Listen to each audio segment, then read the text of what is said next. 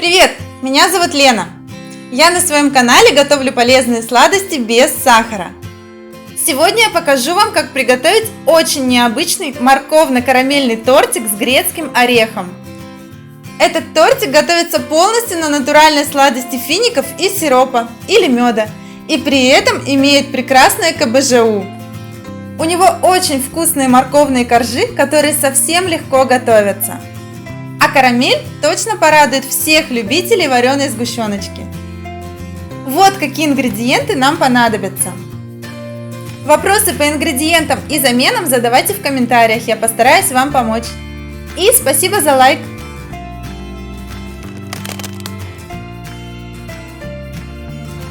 Для коржей нам потребуется 200 грамм моркови. Ее натираем на мелкой терке. Также нам понадобится 340 грамм фиников. Их мы очищаем от косточек. Финики предварительно замачивались в кипятке 10 минут.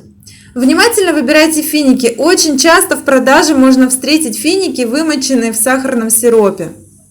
Подробнее о тонкостях их выбора я рассказывала в своем видео «5 секретов выбора и обработки сухофруктов». Измельчаем финики в пюре. Это пюре потом будет использоваться и в коржах, и в карамели, и в творожном креме. И приступаем к приготовлению теста для коржей. Соединяем все жидкие ингредиенты. 3 яйца, 200 грамм детского морковного пюре, 130 грамм финикового пюре, 200 грамм мягкого творога, цедра одного апельсина. Сюда же добавляем 1 чайную ложку молотого имбиря и пол чайной ложки молотой гвоздики. Специи, конечно, на ваш вкус, можно и больше, если вы хотите получить максимально пряный вкус. И отдельно смешиваем сухие ингредиенты. Это 200 грамм муки, можно взять любую цельнозерновую муку или их сочетание. И 8 грамм соды.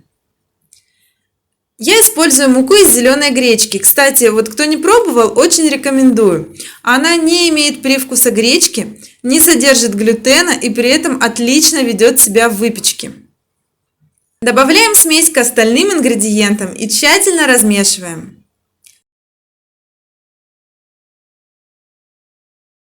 Сюда же высыпаем нашу морковку, можно с соком. И тоже размешиваем. Это тесто вымешивается очень легко, буквально несколько движений и все готово.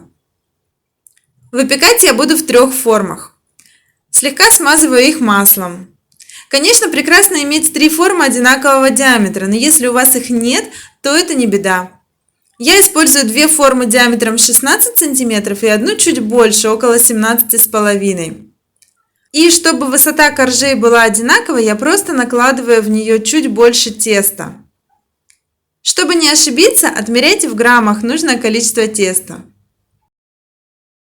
Выпекаем при температуре 175 градусов Цельсия 35 минут. И приступим к приготовлению карамели.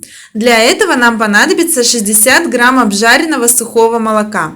Я, как всегда, обжариваю сразу много, про запас. Обжариваем на среднем огне при постоянном помешивании до карамельного цвета. Но как ни помешивай, в сухом молоке всегда появляются комочки. Лучший способ от них избавиться – воспользоваться блендером. Измельчаем до исчезновения комочков. Вот такое обжаренное сухое молоко нам понадобится. Я храню остатки в холодильнике для будущих десертов, бананового мороженого или карамельного чизкейка, например, или вот для карамельной глазури, которую как раз буду готовить для этого тортика. Для карамели нам понадобится 100 грамм молока, 80 грамм финикового пюре и 60 грамм обжаренного сухого молока. Смешиваем все ингредиенты в блендере. Вот такая масса получается. Перекладываем ее в ковшик. Нам нужно будет немного уварить карамель. Варить будем на среднем огне от 1 до 3 минут, в зависимости от того, какую карамель вы хотите видеть в своем торте. Чуть более жидкую или очень густую. Я уварила до веса 220 грамм. Варила 2-3 минуты. Получилась вот такая консистенция, как у вареной сгущеночки. Она и по вкусу очень похожа.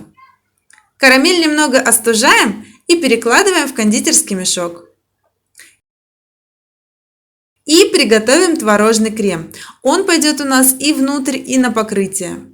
Здесь 500 грамм обезжиренного творога. Выбирайте любой творог. Очень важно только, чтобы он нравился вам по вкусу. Измельчаем творог в пасту. Добиваемся максимальной однородности. Но не измельчайте крем слишком долго. Творог может от этого стать жидковатым. Вот такая масса у нас получилась. В идеале она может быть более гладкой, но у меня в этот раз не самый удачный творог, поэтому немного остались крупинки. Дальше добавляем 130 грамм финикового пюре и продолжаем измельчать. Смотрите, масса стала чуть более однородной. Добавляем сюда 35 грамм сиропа топинамбура или меда. И 4 грамма жидкого экстракта стевии. Это не обязательно, особенно если у вас не кислый творог. И перемешиваем все с помощью блендера. Вот такой крем у нас получается. Он хорошо держит форму. Это его свойство нам понадобится при покрытии торта. Имеет очень нежный карамельный оттенок и по вкусу тоже слегка карамельный. Для удобства крем тоже будем отсаживать из кондитерского мешка. Итак, наши коржи испеклись и уже немного остыли. Снимаем фольгу и ножом проходимся по краю формы. Вот такой коржик получается. Эти коржи не сильно поднимаются, но все же верхушку нужно будет срезать. Если у вас тоже есть коржи большего диаметра, то их легко обрезать с помощью того же кольца 16 сантиметров. Немного прохожусь ножом по внутреннему диаметру и прорезаю корж с помощью кольца. Вот такой ровный коржик у нас получился. И аккуратно большим ножом срезаем шапочки с коржей, буквально самую верхушку. Коржи у этого торта довольно высокие, и это неспроста. Они очень вкусные и необычные, делают торт особенным, какую бы начинку вы в него ни положили. Начинаем сборку торта. Собираем все в том же кольце диаметром 16 сантиметров. Кольцо стоит на подложке, по бортику проложена ацетатная лента.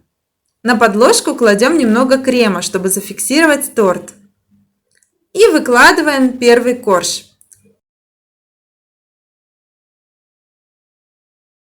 На него выкладываем слой крема. По весу это должно быть 150-160 грамм.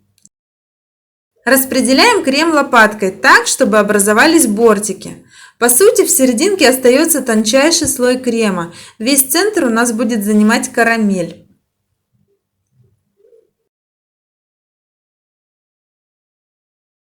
И выкладываем 40 грамм рубленых грецких орехов.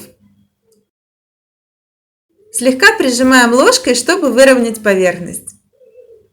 Укрываем вторым коржом и тщательно прижимаем его. Эти коржи не нуждаются в пропитке. Они достаточно сочные сами по себе, в основном за счет моркови. Выкладываем еще один слой крема, тоже 150-160 грамм. Формируем небольшой бортик, буквально сантиметр. И еще порцию карамели. Орешки.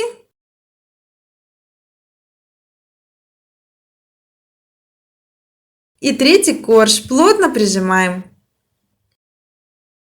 Укрываем торт пищевой пленкой и отправляем его настаиваться на 5 или более часов в холодильник.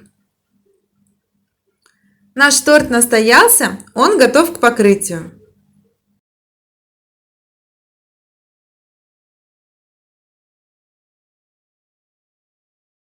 Отсаживаем крем на верхушку.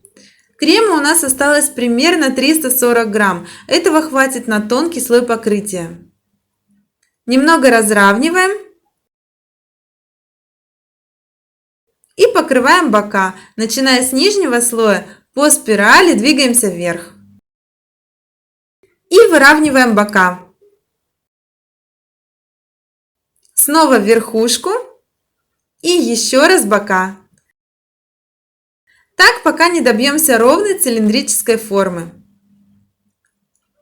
И можно приступать к оформлению торта. Я делаю подтеки карамельной глазурью, рецепт которой уже есть на моем канале.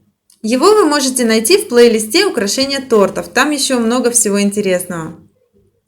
2-3 см по кругу я покрываю глазурью, чтобы на нее зафиксировать декор.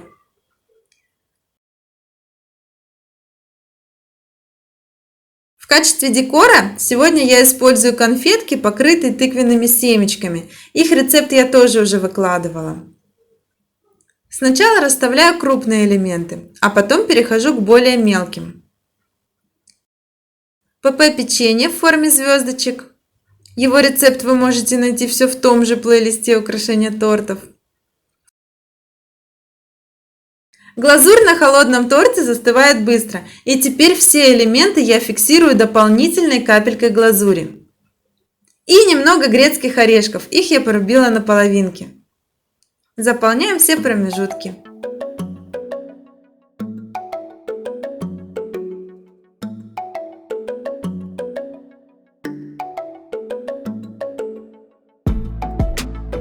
Вот такой тортик у нас получился.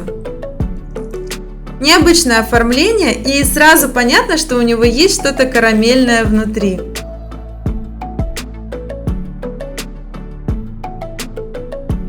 Давайте его разрежем.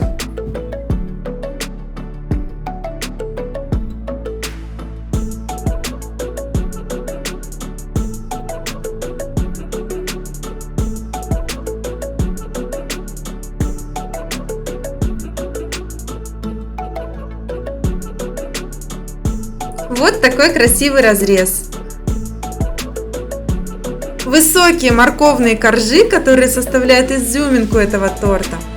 Вкуснейшая карамельная начинка, по вкусу и консистенции похожая на вареную сгущенку. Грецкие орешки и вкусный творожный крем с карамельными нотками. И все это на самой натуральной сладости фиников, моркови и сиропа. Вот такой необычный тортик, надеюсь, он вам придется по вкусу. Если это видео оказалось для вас интересным и полезным, ставьте лайк и делитесь им с друзьями. И подписывайтесь на мой канал, если вы этого еще не сделали. Пока!